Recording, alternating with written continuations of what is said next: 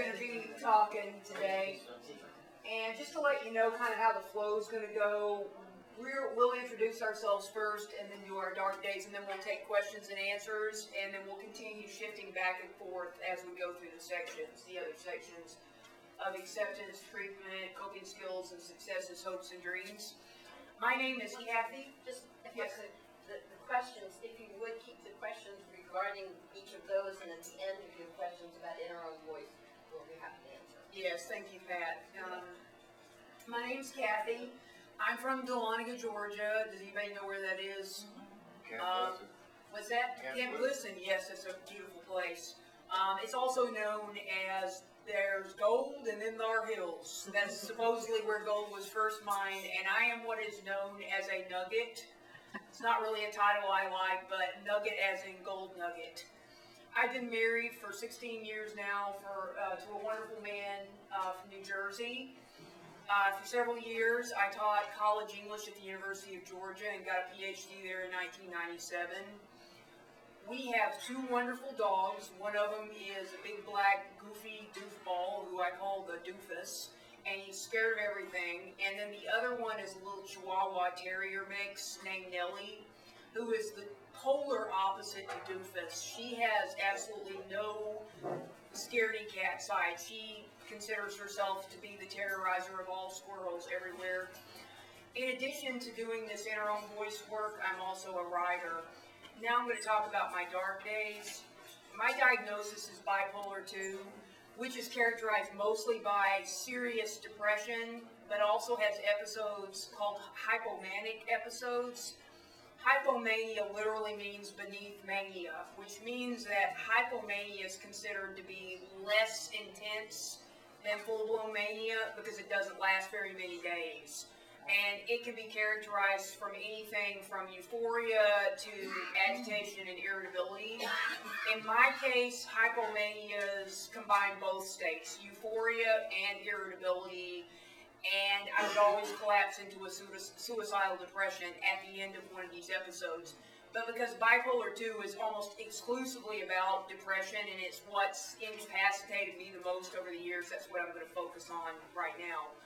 When I was 13, I don't know what set me off, but something bothered me, something upset me, and a voice came on in my head, and it said, "Why don't you just cut your wrist?" Now, before, I was a happy-go-lucky kid, and I doubt seriously I would have ever conceived of suicide as a possible act. At that time when that voice came on, it seemed logical to me. As the years went on, I literally thought of suicide hundreds, if not thousands of times, sometimes on a daily basis, and it was always the default option. I would say to myself, well, if this doesn't work out, you can just go kill yourself. When I was 23, I started having episodes of much more severe, longer depression.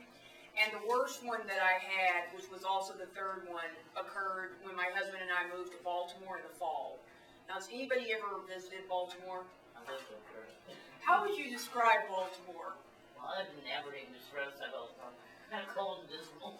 That's it, exactly. And so it was very gloomy. It was in the fall, too, and it seemed like even on sunny days, it was gloomy. Yeah. And I learned later that Edgar Allan Poe had died in Baltimore, which seems like the perfect place for him to have died. So it was no South Beach, and it was not a good place for me to be.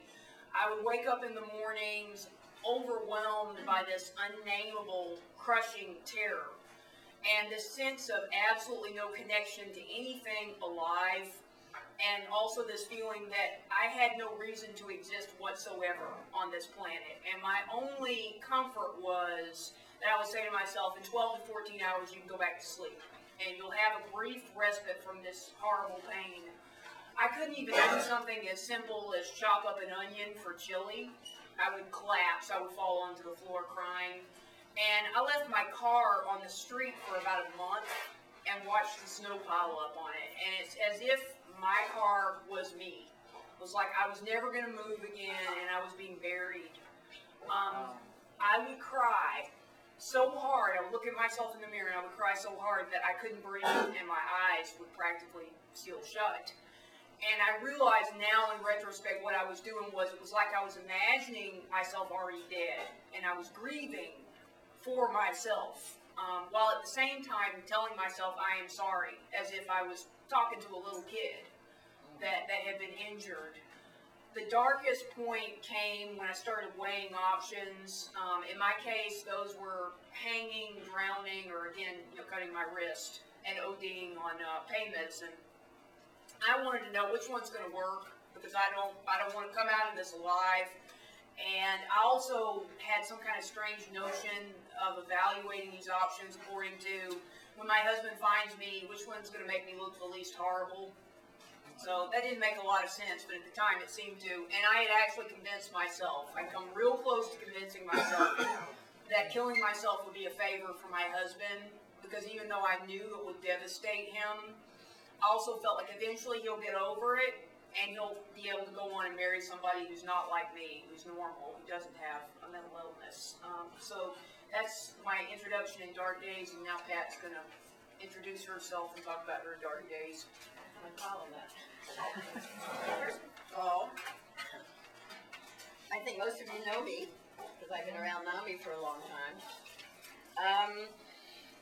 I am from Washington, D.C. originally. I've lived in Florida. I've been divorced 39 years. I was 6. And I lived with a mother who suffered from bipolar, but of course we didn't, then they called it manic depression, and we didn't understand it, but she'd go to bed and moan and cry and wail, and, but I didn't know much about mental illness. And I married a lovely man who I met when I was 16 on the beach in Florida, and was madly in love, and got married, and so he tells me, I forgot, I have 5 cats, a 3-legged dog, and I just adopted a little miniature 5-pound pinscher a couple weeks ago from rescue. So my animals are my life. Okay, so I got married, and should have been the happiest day of my life, but my husband tells me, my ex-husband, as a matter of fact, I spoke to him only last year, and he told me I had said this the night of our marriage, that I had nothing to live for. Out of here I just got married, and had a lovely apartment, and I don't remember saying it, but I do remember within a few days starting to cry hysterically and wanting to die. The only problem with my wanting to die, and still to this day I guess, is that I have a horrifying fear of death. So I'd sit with pills over here wanting to take them because I never felt, in a sense, some of the things you felt, that I'm no good, nobody needs me. I just felt so sad and so hopeless inside. So I wanted to take pills, I wanted to kill myself, and I was terrified of dying.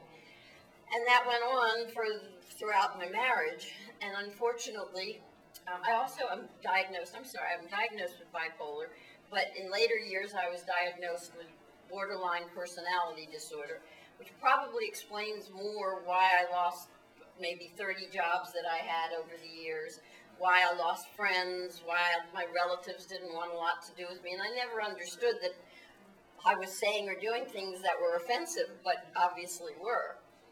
And in my marriage, I constantly started fights with my husband so that, for attention, and to get, basically for attention. And at some point, though, he couldn't deal with it. And so half the time I'd beg him to leave me, just to kind of to stand up to it all, and finally he did. And I think I cried for at least 2 years straight. And then I began to get on with my life. But I guess the beginnings of this illness was the scariest part. And that was those first 5 years of my marriage. I was married only 5 years. And it was a tough time. How long were you married? 6 years. How long did you know him? I knew him like a year or two before I married him, but I met him at 16. Oh, So we're going to go on now to acceptance. Oh, I'm sorry. You have any questions?